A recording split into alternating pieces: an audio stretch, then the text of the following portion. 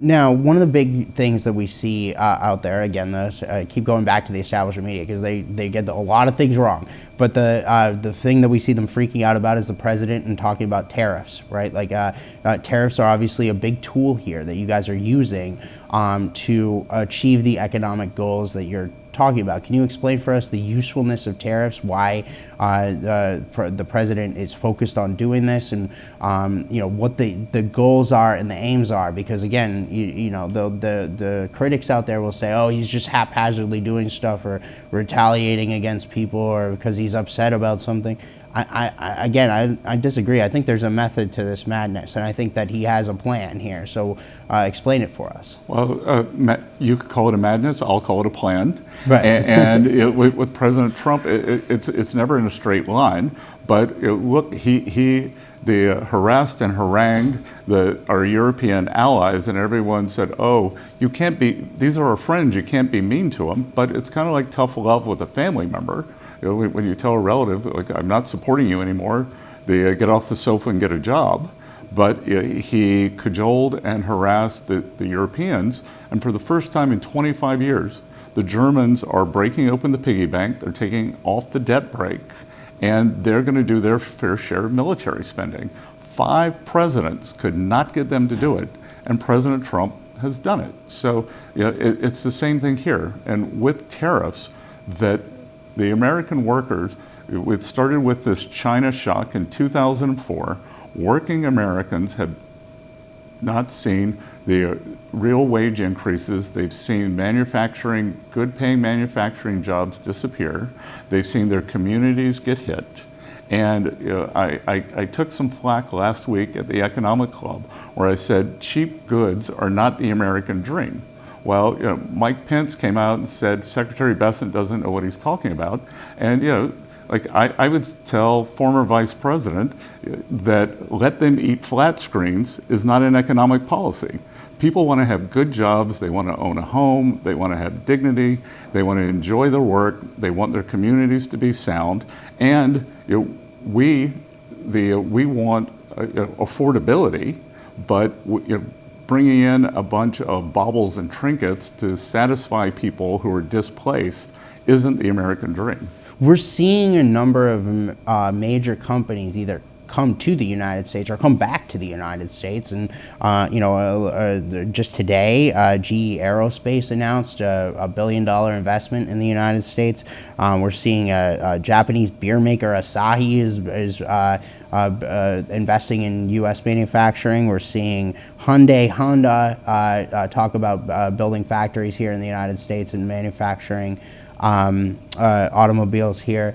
It seems like your guys' vision is working, right? Look, this is a slow and inexorable process, and there will be no tariffs for the companies who move their manufacturing here, and that's part of it.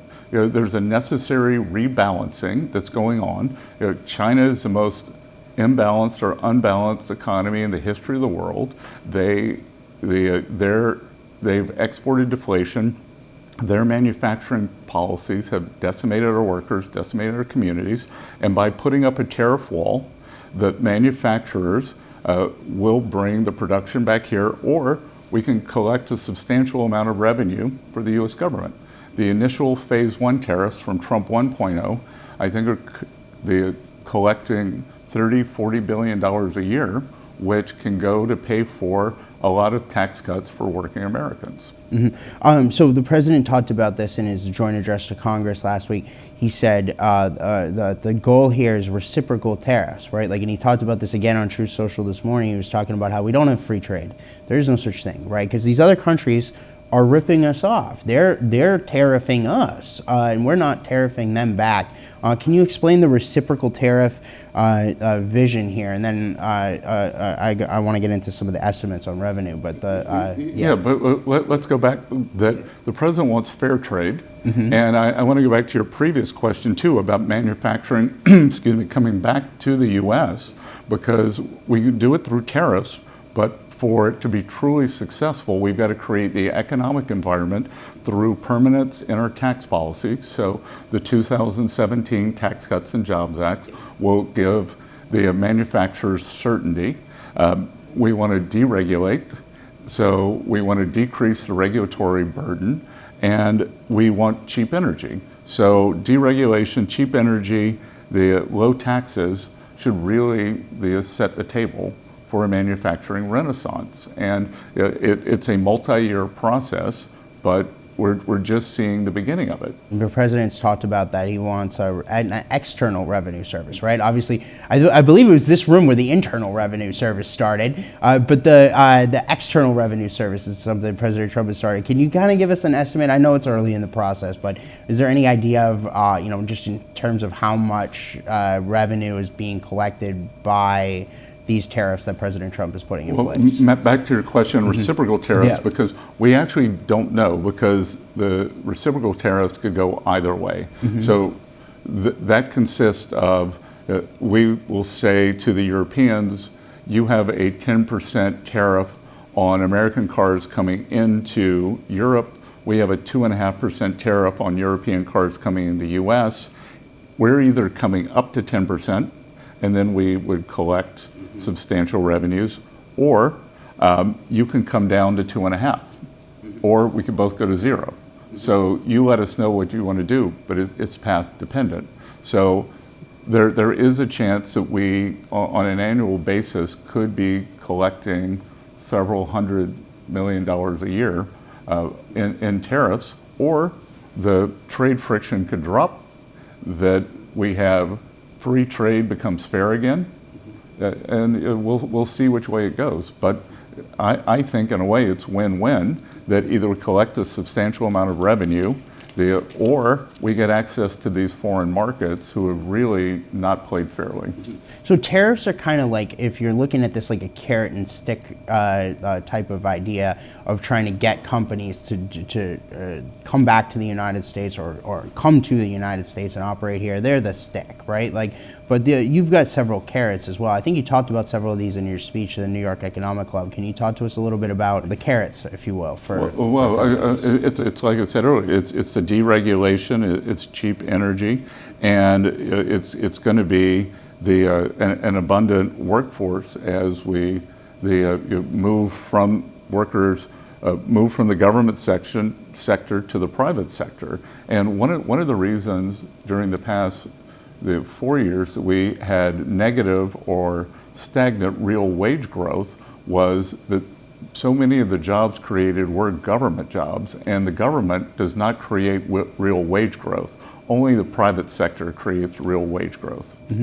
So I think one of the things you talked about too was being able to, for these companies to be able to write off their depreciation. Can you talk to us about that for new facilities? Sure. So two things. In the 2017 Tax Cuts and Jobs Act, we saw that one of the most powerful things to stimulate the economy was 100% depreciation of equipment in a factory, in an office, for a company's fleet.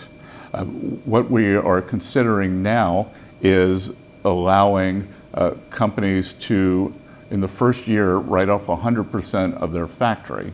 We may do that in a 4-year window to encourage the manufacturing to come back faster.